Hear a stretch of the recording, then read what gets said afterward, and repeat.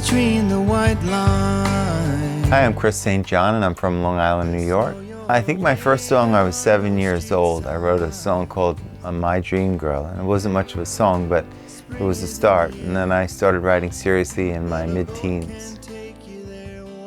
My parents loved music. They were from the World War II generation. They had the old record player, and before that, my grandmother. I listened to all the old songs. You know, in 1970, I was 5 and I discovered the Beatles, and I had all of their albums and all of their memorabilia in my room at 5.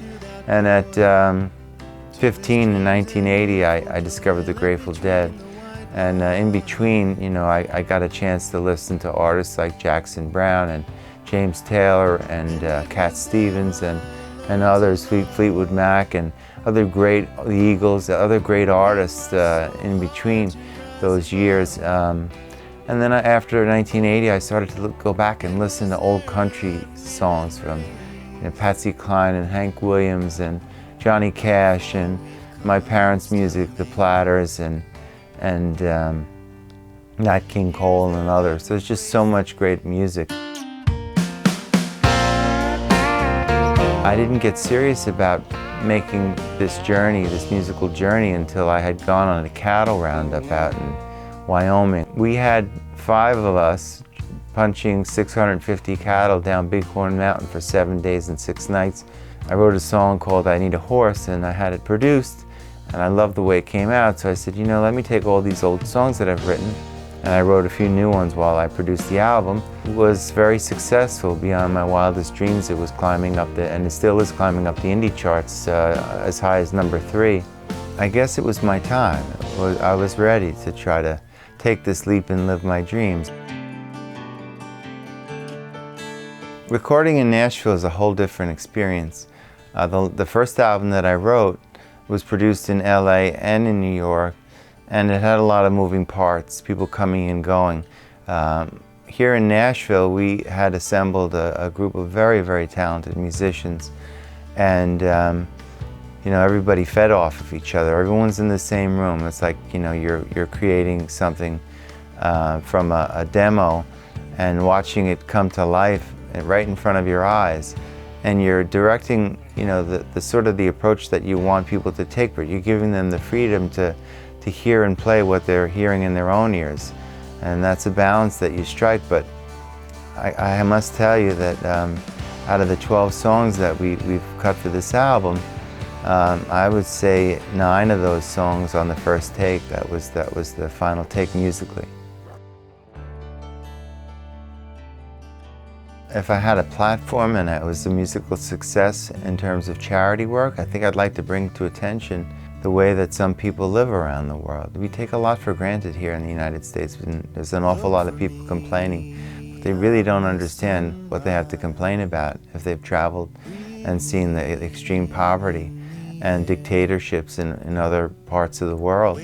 I've been blessed to have gone to so many places around the world. I studied in China for 6 months, I taught there.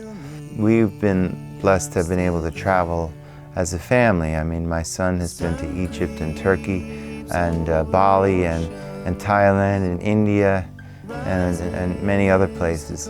But I have enjoyed every place I've traveled.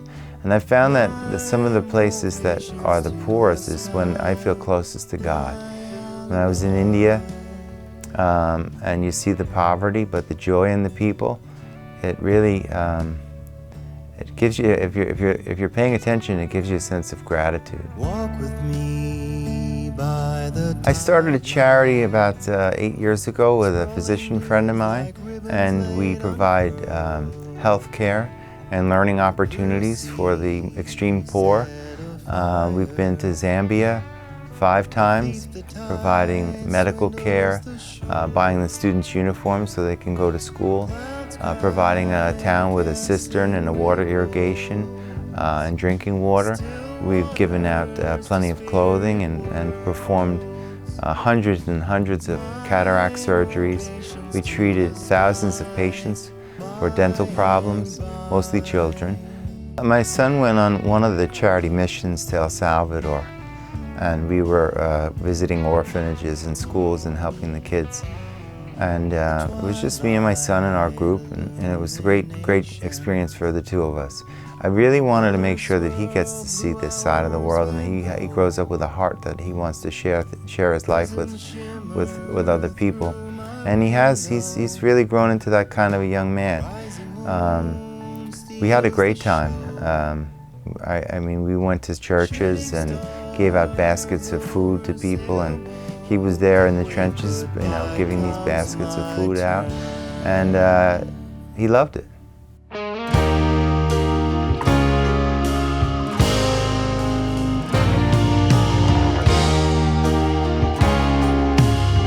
In terms of the album, we're going to put out a music video and then maybe 1 or 2 singles, depending on COVID. If things start to improve and we can make a tour of it, we're going to do that.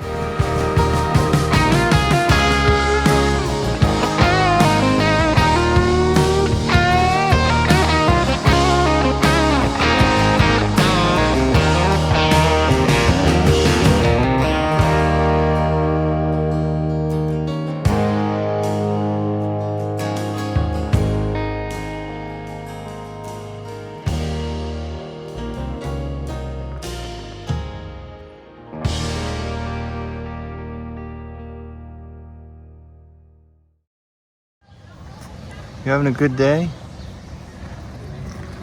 Are you having a good day? Yeah, good day.